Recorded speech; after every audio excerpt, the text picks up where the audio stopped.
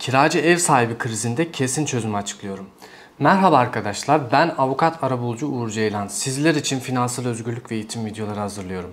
Bugünkü videomuzda ev sahibi ve kiracı arasındaki bu kriz nereye varacak? Bu konunun kesin çözümü nedir? Kendi bulduğum ve geliştirdiğim bu çözümümü size anlatacağım. Geçenlerde bir baro görevlendirmesine gittim. Çok şaşırtıcı bir olayla karşılaştım. Adeta nutkum tutuldu. Baro görevlendirmesi ne derseniz, devletin avukatı olmayan insanlara ifadesinde bulunmamız, tarafların hakkını korumamız hem de ifadesinin yasal zeminde karşılık bulması için tarafın bu süreçte mağdur olmaması adına avukat görevlendirmesidir.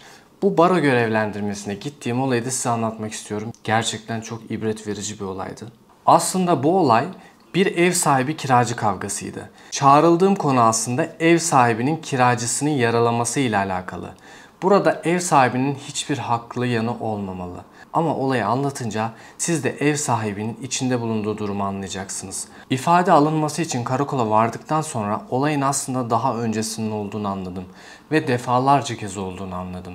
Polisler bana bu olayın bir sene evveliyatının olduğunu, uzun süredir devam eden bir kavga olduğunu belirtti. Ben 15. olaya gelmiştim aslında.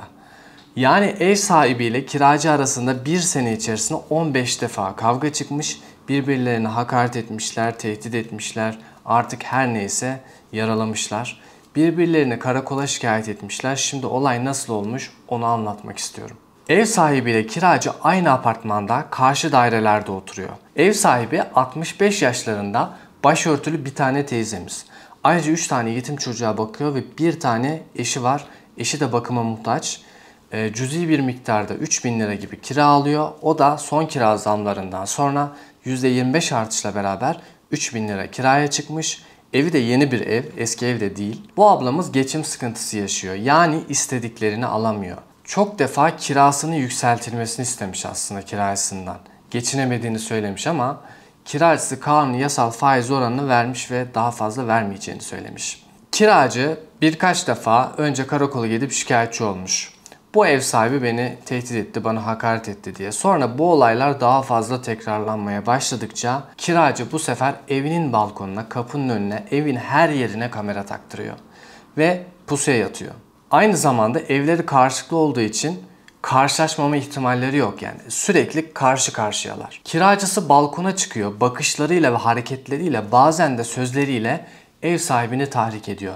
Tahrik olan ev sahibi ise bazı olumsuz sözcükler söylüyor. Kaba söz sayılabilecek sözcükler aslında. Tabii ki evinin her tarafına kamera taktıran kiracı ise bunları kayıt altına alıyor. Kiracı burada aslında evin her yerine kamera taktırarak çok profesyonelce bir şekilde tezgahı hazırlıyor. Ev sahibinin her söylediği hakaret olduğu iddia edilen sözden sonra gidiyor, karakola şikayetçi oluyor. Bu şekilde tam 13-14 kez karakolluk oluyorlar. Ben burada ev sahibinin avukatı olarak 15. olaya müdahil olmuşum. İfadesine katıldım. Ev sahibi olan 65 yaşındaki ablamız bana diyor ki, kiracı bana dedi ki evini elinden alacağım. Yani tahrikin boyutuna bir bakar mısınız? Evini elinden alacağım diyor. Bu şekilde ev sahibini tahrik ediyor. Kiracının neden böyle dediğini birazdan anlatacağım. Çok akıllıca bir planı var aslında. Bu planda tıkır tıkır işliyor. Aslında teyzemizin hiçbir şeyden haberi yok. Ev sahibi olan ablamız evi satmak istiyor. Değerinden çok daha düşük bir miktara ilana koymasına rağmen gelen kişilere kiracı evini göstermiyor. Ev sahibinin evini satmasına mani oluyor. Yani evini öldü fiyatına satması lazım ki ev sahibi o kiracıdan kurtulabilsin. Karşılıklı oturdukları için sorun daha da büyük ve ev sahibinin başka gidecek hiçbir yeri yok. Evi orası sonuçta. Gel gelelim kiracının suç duyurusunda bulunmasının buradaki ev sahibine maliyetine. Öncelikle kiracı ev sahibine ceza aldıracak olursa ev sahibi adli para cezası ödeyecek. Ardından kiracıya maddi manevi tazminat davası açacak ve dosya başı 15-20 bin lira civarında bir tazminat kazanımı elde edecek. Ev sahibi ceza aldığı için kiracı vekiline avukat vekalet ücreti çıkacak. Bu şekilde eğer ki mahkemelerden mahkumiyet çıkacak olursa ev sahibine dosya başı yani dava başı 40-50 bin liraya patlayacak bu durum. Şimdi 15 tane olduğunu düşünün ve 15 defada suç duyurusunda ceza çıkacak olursa ev sahibi evinin yarısını zaten kiracıya vermiş oluyor. Yani 15 çarpı 50 bin liradan hesapladığınızda 750 bin lira gibi bir rakam ev sahibinin zararı olacak. Kaldı ki bunun faizini de yine ev sahibi ödeyecek. Evin değerinin 2 milyon olduğunu düşündüğünüzde zaten evinin yarısını kiracısına ve kiracısının avukatına vermiş oluyor. Şimdi kiracının neden evini senin elinden alacağım dediğini daha iyi anladınız mı? Bir yol bulmuş, bu durumu kendisine kazanç kapısı haline getirmiş. Muhtemelen evinde olduğu yerde şu kadın bana tekrar bir hakaret etse de bir daha karakola gidip suç duyurusunda bulunsam diye bekliyordur. Ben teyzeye uyardım. Söylediklerine dikkat et. Eğer sana ceza verdirirse şu kadar senden para alabilir. Kendine hakim ol, kaba söz söyleme diye uyardım. Ama o kadar yakın oturuyorlar ki nasıl bunu yapacak ben bile açıkçası emin değilim. Kaldı ki çok hayret verici bir şeyle karşılaştım aslında. Daha önceki dosyalarda kiracı şikayetçi olurken ev sahibinin evinden uzaklaştırılmasını da talep etmiş. Uzaklaştırma ne demek? Yani benim yanıma yaklaşmasın. Özellikle aile içi şiddet vakalarında evden uzaklaştırma talep edebilirsiniz. Aynı şekilde evden uzaklaştırma talep edilmiş, ev sahibi teyze aleyhine evden uzaklaştırma kararı alınmış. Şöyle düşünün, bir evi kiraya veriyorsunuz, hem de karşı daireniz. Kiracınız kiraya verdiğiniz evden size uzaklaştırma istiyor. Evinizde oturmamanız gerekiyor. Ve siz kiracınızla karşılıklısınız yani. O kadar yakınsınız ki uzaklaştırmaya uyma şansınız yok. Evinizde otursanız bile kural ihlali yapıyorsunuz. Başka da gidecek yeriniz yok. Hangi mantığa uygun böyle bir şekilde uzaklaştırma kararı? Olay sonrasında teyzemiz 65 yaşındaki ev sahibi teyzemiz karakoldan mevcutlu olarak gözaltına alınıyor. Bilmeyenler için söyleyeyim. Mevcutlu demek kişinin o gün karakolda tutulması ve alıkonması anlamına gelir. Aslında bir sonraki gün savcının karşısına çıkacağı anlamına geliyor. Olay çok fazla tekrarlandığı için karakolda artık nezarethanede tutuyor teyzeyi. Ve bir sonraki gün adli kontrol ile imza ile serbest bırakılıyor. Çok dram ve aslında çok acı verici bir olaydı benim için. Ev sahibi kiracı arasındaki krizin ne kadar büyük noktalara gelebileceğinin farkına vardım. Ve çözülmesi gerektiğini anladım. Ve bu konu üzerine oldukça düşündüm, bir çözüm buldum. Bu konular gündeme getirilmeyince herhangi bir ilerleme kaydedilmiyor. Ev sahibinin de iyisi ve kötüsü olabiliyor. Aynı şekilde kiracının da iyisi ve kötüsü olabiliyor. Ama bu sorun çözülmeyince sazan sarmalı gibi uzuyor da gidiyor. Yani bir şekilde bu sorunun çözülmesi gerekiyor. Ev sahibi teyzemiz kirasına o kadar dolmuş ki artık bana söylediklerini burada söyleyemiyorum. Şimdi burada size soruyorum. Ev sahibi teyze kiracısının tahrik etmesiyle neredeyse evini kiracısına bırakacak hale gelmiş ve bu durumun farkına vardı ve hayatı zehir olmuş. Bu yaşlı kadın ne yapmalı? Maalesef yapacağı hiçbir şey yok. 5 yıl sonra belki kira tespit davası açar. Kirayı alsa ne, almasa ne? Bu saatten sonra, huzuru olmadıktan sonra. Belki davalık olduğu için bir tahliye davası açabilir. Onun da sonucun ne olup olmayacağı yine net değil. 2-3 sene bir yargılama süreci sürecek ve sonuç belli değil. Apartman üzerinden huzuru bozuyor diye kiracısını yine çıkartmaya çalışsa herkesi ikna etmesi lazım. Yine uzun ve teferruatlı bir iş. Açıkçası yapabileceği çok bir şey de yok. Kanuni şartlarda bu sorunu çözmeye müsait değil. Böyle olayların devlet eliyle bir çözüme kavuşturulması gerekiyor bence. Peki nasıl derseniz şöyle anlatayım. Sigorta tahkim komisyonları gibi, hakem heyetleri gibi komisyonların kurulması gerekiyor.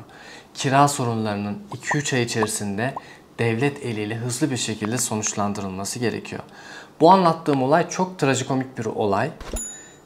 Teyzemizin kira tespit davası açmak için 50-60 bin lira masrafa ihtiyacı var ve 3 bin lira kira alıyor. Yani 20 aylık kirasıyla tüm davanın masraflarını karşılayabiliyor. Orantısızlığa bakar mısınız? Avukat masrafı, dava harcı masrafı ve keşif harcaması, bunlar da çok tutuyor. Keşif harcamaların 10-15 bin lira olduğundan bahsediliyor. Şimdi hal böyle olunca artık milletimiz dava açamaz hale de geliyor. En kolay yol evin yarı fiyatına satmak kalıyor. 3 milyon liralık evi sen 1,5 milyon liraya satmak zorunda kalıyorsun. Bu çok acı bir durum. Kira uyuşmazlıklarının devlet eliyle tüketici hakem heyeti gibi ya da sigorta tahkim komisyonu gibi 2 senede 3 senede bir başvurma hakkı verilerek devlet eliyle hızlıca maliyetsiz olarak çözümlenmesi gerekiyor. Ayrıca kira sorununa yapılabilecek en güzel çözümlerden birisi de bence şu olacaktır. Bunu ilk defa ben söylüyorum arkadaşlar. Başka bir yerde duymadım.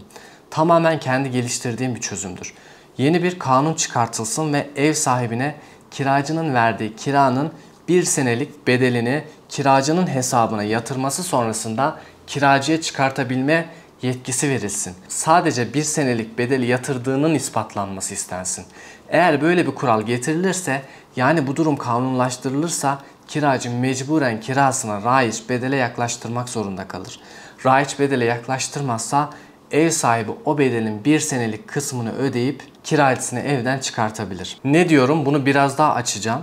Kiracısı örneğin 3.000 lira ödüyorsa ev sahibi 36.000 lira ödeyip, yani 3.000 çarpı 12'den 36.000 lira ödeyip kiracısını çıkartabilmelidir. Eğer bu rakam 7.000 lira olsaydı ev sahibi 7 çarpı 12'den 96.000 lirayı kiracısına vermeyi göze alamayacağından kiracısını çıkartamayacaktı. Yani bu aslında bir otokontrol sağlayacaktı. Kiracısı otomatik olarak ev sahibim beni çıkartmasın diye kirayı kendisi kontrollü olarak arttırmak zorunda kalacaktı. Ev sahibi de aynı şekilde uygun miktarda kirasını arttırdıktan sonra o parayı toplu olarak vermeyi göze alamayacağı için kiracısına müsaade etmek zorunda kalacak. Ama raiç bedele yakın bir kira almış olacaktı. Bu sistemle hem kiracı memnun kalacaktı hem ev sahibi memnun kalacaktı. Eğer kiracısının kirası da yüksekse, ev sahibi bunu göze alıyorsa kiracı çok ciddi anlamda kazanç bile sağlayacaktı. Bu kriz en kolay şekilde bu şekilde çözülebilir. Bu videoyu arkadaşlar ne kadar çok kişiye gönderirseniz onlar da izlesin, artık toplumsal bir hassasiyet oluşsun istiyorum. Çünkü bu sorunlar artık daha fazla kişinin hayatını zehir etmeden bir şekilde ya bir kanun düzenlemesiyle ya da bir devlet müdahalesiyle çözülsün istiyorum. Çünkü insanlar çok yalnız kaldı, çok büyük masraflara itildiler, çok büyük masraflarla yalnız bırakıldılar. Artık insanlar diyor ki 3 senelik 5 senelik kira bedelini ödeyeyim, kiracımı evimden çıkartayım diyor. Hatta evlerini yarı fiyatına satar hale geldiler. 3.000 lira 5.000 lira kar edeyim diye verdikleri evlerine şimdi 30.000 lira 50.000 lira vereyim de gitsin artık kiracım diyecek hale geldiler. Sizin de bir çözüm öneriniz varsa lütfen videonun altına yorumlara paylaşın. Kiracı ev sahibi ilişkisi bir kiracılık ilişkisinden ziyade toplumsal bir problem oldu.